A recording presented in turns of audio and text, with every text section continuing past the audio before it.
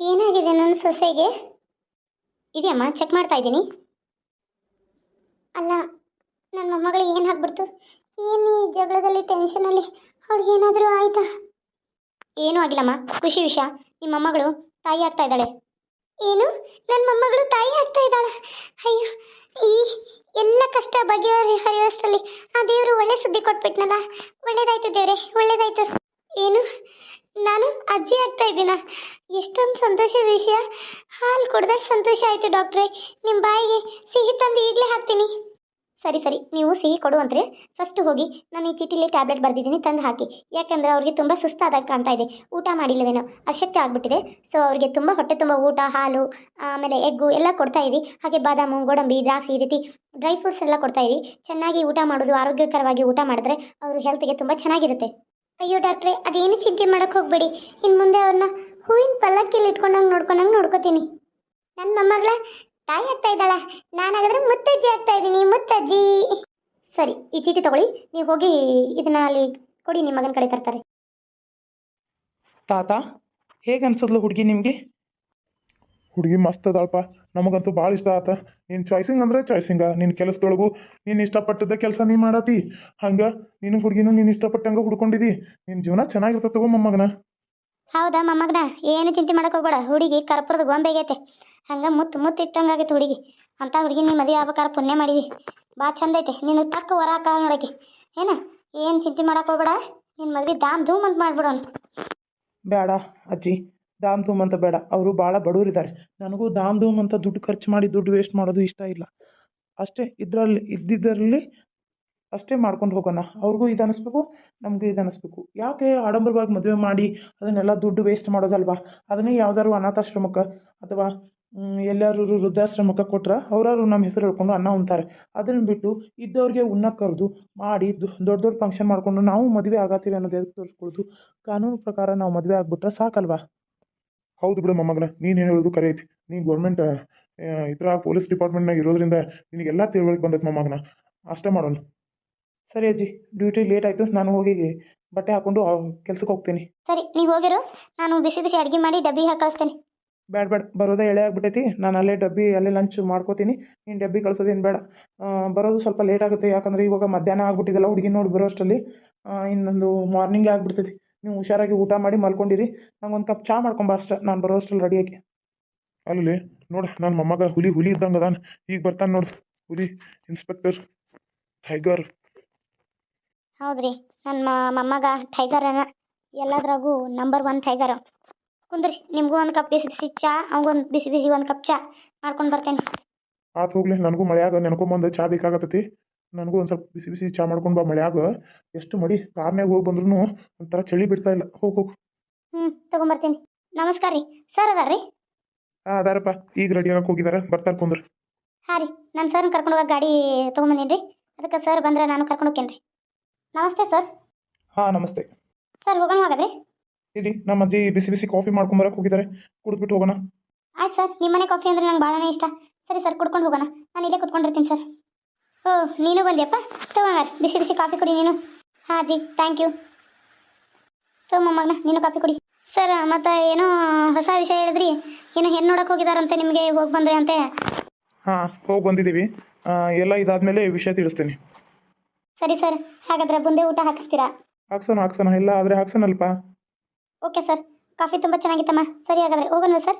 ನಾನು ಕಾರ್ ತೆಗಿತಾ ಇರ್ತೀನಿ, ನೀವು ಬನ್ನಿ ಸರ್. ಓಕೆ ಮಹೇಶ್, ನೀನು ಮುಂದೆ ಹೋಗಿರು, ನಾನು ಬರ್ತೀನಿ. ಸರಿ ಅಜ್ಜಿ, ನಾನು ಬರ್ತೀನಿ. ಮನೇಲೇ ಇರಿ, ಹೊರಗಡೆ ಅದು ಹೋಗೋಕೆ ಹೋಗ್ಬಿಡಿ. ತುಂಬ ಮಳೆ ಬರ್ತಾ ಇದೆ, ಸೊ ಒಳಗಡೆನೇ ಇರಿ. ನಾನು ಇವತ್ತು ಕೆಲಸ ಮುಗಿಸ್ಕೊಂಡು ನಾಳೆ ಬೆಳಗ್ಗೆನೇ ಬರ್ತೀನಿ, ಸರಿನಾ? ಸರಿಯಪ್ಪ, ಆಯ್ತು, ಹೋಗುವ ಮೊಮ್ಮಗನೇ, ಒಳ್ಳೇದಾಗಲಿ. ರೀ, ನಿಮಗೆ ಅಡುಗೆ ಏನು ಬೇಕು ಹೇಳ್ರಿ, ನಾನು ಮಾಡ್ತೀನಿ. ನಂಗೆ ಏನು ಬೇಡ್ಕಣ, ಭಾಳ ಹೊಟ್ಟೆನೂ ಹಸ್ತಿಲ್ಲ, ಅಲ್ಲೇ ಉಂಡು ಬಂದೇವಲ್ಲ, ಸ್ವಲ್ಪ ಅನ್ನ ಸಾಂಬಾರು ಮಾಡಿಬಿಡು. ರೀ, ಅನ್ನ ಸಾರು ಮಾಡೋದಕ್ಕಿಂತ ಇದನ್ನು ಏನು ಮಾಡಲಿ, ಟೊಮೆಟೊ ಬಾತ್ ಮಾಡಿಬಿಡ್ಲಿ? ಹಾಂ ಮಾಡು, ಟೊಮೊಟೊ ಬಾತ್ ಮಾಡಿಬಿಡು. ಸರಿ ಆಯ್ತು ರೀ, ನಾನು ಮಾಡಿ ತೊಗೊಂಬರ್ತೀನಿ. ನೀವು ಊಟ ಮಾಡೋಣ, ನಾನು ಅಲ್ಲೇ ಒಂದು ಕಪ್ ಚಹಾ ಕುಡ್ಕೊಂತ ಮಾಡಿಬಿಡ್ತೇನೆ. ಲಗು ಮಾಡಿ ಸ್ವಲ್ಪ ತೆಲ್ಲು ಸತ್ತು ಮಲ್ಕೋತೇನೆ ನಾನು. ನನ್ನ ಮನೆಗೂ ಮೊಮ್ಮಕ್ಕಳು ಆಡೋ ವಯಸ್ಸು ಕಾಣ್ತೇನೆ ಇಲ್ಲ ಅಂದ್ಕೊಂಡ್ಬಿಟ್ಟಿದ್ನಿ. ನನ್ನ ಮೊಮ್ಮಗ ಡ್ಯೂಟಿ ನೌಕರಿ ಮಾಡಬೇಕು, ನಾನು ಅದು ಮಾಡಬೇಕು ಇದು ಮಾಡಬೇಕು, ನಾನು ಸೆಟ್ಲ್ ಆಗಬೇಕು, ನಮ್ಮ ಹುಡುಗಿ ಮದುವೆ ಆಗಲ್ಲ ಅಂತಿದ್ದ. ಈಗ ತಾನೇ ಹುಡುಗಿ ನೋಡಿ ಒಪ್ಕೊಂಡು ನಾನು ದೇವರ ಕಾಲಕ್ಕೂ ಎಲ್ಲ ಅವ್ರ ಹಣೆ ಬರ್ದಾಗ ಆಗು ಹಂಗೆ ಇಟ್ಟಿರ್ತಾನೆ. ನಾವತ್ತೇನೆ ಕೆಡಿಸ್ಕೊಳ್ಳೋದು, ಮುಂದಿನ ಯೋಚನೆ ಮಾಡೋದಕ್ಕಿಂತ ಅದು ಕಾಲಕ್ಕೆ ದೇವ್ರು ಹಿಂಗೆ ಆಗಬೇಕು ಹಿಂಗೆ ಆಗಬೇಕು ಅಂತ ಬರೆದಿಟ್ಟಿರ್ತಾನೆ. ಅದು ತಾನಾಗೆ ನಡೀತಿರ್ತತಿ. ನಾವು ದೇವ್ರು ನಡೆಸ್ತಿರ್ತಾನೆ, ನಾವು ನಡ್ಕೊತ ಹೋಗ್ಬೇಕು ಅಷ್ಟೆ. ಹ್ಞೂ ಎಲ್ಲ ಇಲ್ಲೇ ಗಲೀಜಲ್ಲಿ ಒಗೆದು ಬಿಡ್ತಾರೆ ನೋಡಿ ಟಿಪಾಯ್ ಮೇಲೆ. ಈ ರೀತಿನೇ ನಾನು ಏನು ಇಡಬೇಡ ಪ್ಲೇಟ್ ಅದು ಅಂತೀನಿ ಇವ್ರಿಗೆ, ಇಟ್ಬಿಟ್ಟು ಹೋಗ್ಬಿಡ್ತಾರೆ. ರೂಮಲ್ಲಿ ಈ ರೀತಿ ಡೈನಿಂಗ್ ಹಾಲ್ ಇಟ್ಕೊಳ್ಳೋದು ಸರಿಯೇ ಅಲ್ಲ. ಆದ್ರೂ ಈ ರೀತಿ ಇಟ್ಕೊಂಡ್ಮೇಲೆ ಎಲ್ಲ ನೀಟಾಗಿ ಇಟ್ಕೋಬೇಕು. ಅತ್ತೆ ಬಂದರೆ ಬೈತಾರೆ. ರಾಧಾ, ತೆಗೀರಿ ಕೈನ. ಏನು ಆ ರೀತಿ ಹಿಡ್ಕೊತಾ ಇದ್ದೀರಾ? ನೀನು ಯಾವ ರೀತಿ ಇಟ್ಕೋಬೇಕು ರಾಧಾ? ನಿನ್ನನ್ನು ಹಿಡ್ಕೊಳ್ದೆ ಇನ್ನು ಬೇರೆದವ್ರನ್ನ ಹಿಡ್ಕೊಳಕ್ಕಾಗತ್ತಾ? ಇಲ್ಲ ರೀ, ಈ ಖುಷಿನ ಎಷ್ಟು ದಿನ ಮಿಸ್ ಮಾಡಿಕೊಂಡೆ ಗೊತ್ತಾ ನಾನು. ನೀವು ನನ್ನನ್ನು ಯಾಕೆ ಈ ರೀತಿ ದ್ವೇಷ ಮಾಡ್ತಿದ್ದೀರಾ ಅಂತ ಅಂದ್ಕೊಂಡೆ. ನಿಮ್ಗಾಗಿರೋ ನೋವನ್ನು ನಾನು ಅರ್ಥನೇ ಮಾಡ್ಕೊಳ್ಳಿಲ್ಲ. ಈಗಾದರೂ ಅರ್ಥ ಮಾಡ್ಕೊಂಡಿಲ್ಲ, ಅಷ್ಟೇ ಸಾಕು ಬಿಡು. ನಿನ್ನ ಒಳ್ಳೆ ಮನಸ್ಸಿಗೆ ಎಲ್ಲ ಒಳ್ಳೇದಾಗುತ್ತೆ. ನಿನ್ನಂಥ ಹೆಂಡತಿ ಇರುವಾಗ ಯಾರು ಏನೂ ಮಾಡೋಕ್ಕಾಗಲ್ಲ. ಆದರೂ ಅದು ದೆವ್ವಿಂದು ಒಂದು ಪಾಪ ಅಲ್ವಾ? ಅದ್ರದ್ದು ಎಷ್ಟೊಂದು ಕಷ್ಟದ ಕತೆ ಗೊತ್ತಾ? ಒಂದು ಹೆಣ್ಣು ಜೀವ, ಅವಳನ್ನ ಯಾವ ರೀತಿ ಕೊಂದಿದ್ದಾರೆ ಗೊತ್ತಾ? ಅವಳಿಗೆ ನಾನು ಸಹಾಯ ಮಾಡ್ತೀನಿ ಅಂತ ಹೇಳಿದ್ದೀನಿ ಕಣೆ. ಇದಕ್ಕೆ ನೀನು ಒಪ್ಪಿಗೆ ಇದೆಯಾ ತಾನೇ? ನಾನು ಒಪ್ಪಿಗೆ ಇದೆ ಕಣ್ರಿ. ನಿಮ್ಮಂಥ ಒಳ್ಳೆ ಮನಸ್ಸಿಗೆ ನಿಮಗೆ ದೆವ್ವಗಳಿಗೂ ಸಹಾಯ ಮಾಡ್ತೀರಾ ನೀವು. ನನ್ನ ಒಪ್ಪಿಗೆ ಇದ್ದೇ ಇರುತ್ತೆ. ಯಾವಾಗಲೂ ನಾನು ನಿಮ್ಮ ಪರವಾಗೇ ಇರ್ತೀನಿ. ನೀವೇನು ಹೇಳಿದ್ರೂ ಕೇಳ್ತೀನಿ ಗೊತ್ತಾ. ಹಾಯ್ ಫ್ರೆಂಡ್ಸ್, ಎಲ್ಲರೂ ಹೇಗಿದ್ದೀರಾ? ಎಲ್ಲರೂ ಚೆನ್ನಾಗಿದ್ದೀರಾ ಅಂತ ಅನ್ಕೊಳ್ತೀನಿ. ದೀಪಕ್ಕಿಗೆ ಹಿಡಿದಂಥ ದೆವ್ವ ಬಿಟ್ಟಿದೆ. ಆದರೆ ದೆವ್ವ ಸ್ವಲ್ಪ ದಿನ ಕಾಣಿಸ್ಕೊಳ್ಳಲ್ಲ, ಒಂದು ಸ್ವಲ್ಪ ದಿನ ಆದಮೇಲೆ ಕಾಣಿಸ್ಕೊಳ್ಳುತ್ತೆ. ಯಾಕಂದರೆ ಈಗ ಅವನು ಸಂಸಾರನ ಹೊಂದ್ಕೋಬೇಕಲ್ವಾ. ದೆವ್ವಿನಿಂದ ಅವನು ಸಂಸಾರನ ಹಾಳು ಮಾಡ್ಕೊಂಡಿದ್ದಾನೆ. ಸೊ ಅದನ್ನು ಹೊಂದ್ಕೋಬೇಕು. ಅದಕ್ಕಾಗಿ ಒಂದೆರಡು ದಿನ ಒಂದು 3-4 ಎಪಿಸೋಡು ಆಮೇಲೆ ದೆವ್ವನ್ನ ತೋರಿಸ್ತೀನಿ ನಾನು. ಆ ದೆವ್ವಿಗೆ ಹೇಗೆ ಹೆಲ್ಪ್ ಮಾಡ್ತಾನೆ, ಅದರ ಜೀವನಕ್ಕೆ ಅವನು ಏನೇನು ತೊಂದರೆ ಕೊಟ್ಟಿದ್ರು, ಅವ್ರ ಫ್ಯಾಮ್ಲಿ ಎಷ್ಟೊಂದು ನರಳ್ತಾ ಇದ್ದಾರೆ ಅನ್ನೋದನ್ನು ನಾನು ನಿಮಗೆ ಮುಂದೆ ತೋರಿಸ್ತೀನಿ ಮುಂದಿನ ವಿಡಿಯೋಗಳಲ್ಲಿ. ನಿಮಗೆ ನನ್ನ ವಿಡಿಯೋ ಇಷ್ಟ ಆಗತ್ರ ಪ್ಲೀಸ್ ನನ್ನ ಚಾನಲ್ಗೆ ಸಬ್ಸ್ಕ್ರೈಬ್ ಮಾಡಿರಿ. ಚಾನಲ್ ಸ್ಟಾರ್ಟ್ ಮಾಡಿ ತುಂಬ ದಿನ ಆಯಿತು, ಯಾರು ಸಬ್ಸ್ಕ್ರೈಬರ್ ಆಗ್ತಾ ಇಲ್ಲ. ವಿಡಿಯೋ ನೋಡ್ತಾ ಇದ್ದೀರಾ ಹೊರತು ಯಾರು ಸಬ್ಸ್ಕ್ರೈಬ್ ಮಾಡ್ತಾ ಇಲ್ಲ. ಪ್ಲೀಸ್ ನನ್ನ ಚಾನಲ್ಗೆ ಸಬ್ಸ್ಕ್ರೈಬ್ ಮಾಡಿಕೊಂಡು ಲೈಕ್ ಮಾಡಿ ನೋಡಿದವರೆಲ್ಲ ಪ್ಲೀಸ್. ದುಡ್ಡೇನು ಖರ್ಚಾಗಲ್ಲ ರೀ, ಒಂದು ಲೈಕ್ ಕೊಟ್ಟು ಸಬ್ಸ್ಕ್ರೈಬ್ ಮಾಡಿದ್ರೆ ಸಾಕು. ನಮಗೂ ಮಾಡಬೇಕು ಅನ್ನೋ ಖುಷಿ ಹೆಚ್ಚಾಗುತ್ತೆ, ವಿಡಿಯೋ ಮಾಡಬೇಕು ಅನ್ನೋದು ಖುಷಿ ಬರುತ್ತೆ. ಸೊ ಅದಕ್ಕಾಗಿ ನಾನು ನಿಮ್ಗೆ ಕೇಳ್ಕೊತಾ ಇದ್ದೀನಿ ಅಷ್ಟೇ. ತುಂಬ ಪ್ರಾಬ್ಲಮ್ ಇರೋದ್ರಿಂದನೇ ನಾವು ಈ ರೀತಿ ವಿಡಿಯೋ ಮಾಡ್ತಾ ಇರ್ತೀವಿ. ನೀವು ನೋಡಲಿಲ್ಲ ಅಂದರೆ ನಮಗೆ ತುಂಬ ಕಷ್ಟ ಆಗುತ್ತೆ. ಸೊ ಎಲ್ಲ ಮಕ್ಕಳನ್ನ ಇದು ಎಲ್ಲ ಕೆಲಸ ಬಿಟ್ಟು ನಾವು ಈ ವಿಡಿಯೋ ಮಾಡ್ತಾ ಇರ್ತೀವಿ ಅಂದರೆ ನೀವು ಅರ್ಥ ಮಾಡ್ಕೋಬೇಕು. ನಮಗೂ ಏನೋ ಕಷ್ಟ ಇದ್ದಾಗೆ ನಾವು ವಿಡಿಯೋ ಮಾಡ್ತಾ ಇರ್ತೀವಿ ಅಂತ. ಸೊ ಪ್ಲೀಸ್ ನೀವು ನನಗೆ ಒಂದು ಸಬ್ಸ್ಕ್ರೈಬ್ ಮಾಡೋದ್ರಿಂದ ನನಗೆ ಮೋಟಿವೇಶನ್ ಸಿಗುತ್ತೆ. ಹಾಗೆ ನಾನು ವಿಡಿಯೋಗಳು ನಿಮಗೆ ಡೈಲಿ ಒಂದೊಂದಾದ್ರೂ ಹಾಕ್ಕೊತ ಹೋಗ್ತೀನಿ. ನೀವು ಇದೇ ರೀತಿ ನನಗೆ ಸಪೋರ್ಟ್ ಮಾಡ್ತಾ ಇದ್ದರೆ ನಾನು ನಿಮಗೆ ಖಂಡಿತ ಡೈಲಿ 2 ವಿಡಿಯೋ ಅಥವಾ 3 ಎಪಿಸೋಡ್ ವಿಡಿಯೋನ ಹಾಕ್ತಾ ಹೋಗ್ತೀನಿ. ಸೊ ಈಗ ದೀಪಕ್ಕು ಹೆಂಡತಿ ಜೊತೆ ಒಂದಾಗಿ ಮುಂದೆ ನಿಮಗೆ ಕತೆ ಗೊತ್ತಾಗುತ್ತೆ, ನೋಡ್ಕೊತ ಹೋಗಿ.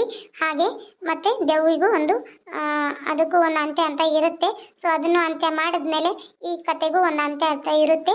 ಆದರೂ ಕತೆ ಇನ್ನೂ ಮುಂದೆ ತುಂಬ ಇದೆ, ನೋಡ್ತಾ ಹೋಗಿ. ನಿಮಗೆ ಇದರಲ್ಲಿ ಈಗ ಇಷ್ಟು ದಿನ ರಾಧನ್ಗೂ ಮತ್ತು ರಾಧನ್ ತವ್ರ ಮನೆಯದು ಒಂದೇ ಇತ್ತು. ಈಗ ರಾಧನ ತಂಗಿದು ಗಂಡನ ಮನೆಯದು 2 ವಿಡಿಯೋಗಳನ್ನ ಒಂದೇ ಮನೆಯಲ್ಲಿ ಒಂದೇ ವಿಡಿಯೋದಲ್ಲಿ 2 ಮನೆಯದು ನಿಮ್ಮ ಕಥೆನ ತೋರಿಸ್ತಾ ಹೋಗ್ತೀನಿ ನಾನು. ಅವ್ರ ಮನೆ ಕಥೆನೂ ತೋರಿಸ್ಬೇಕಾಗತ್ತೆ, ಇವ್ರ ಮನೆ ಕಥೆನೂ ತೋರಿಸ್ಬೇಕಾಗತ್ತೆ.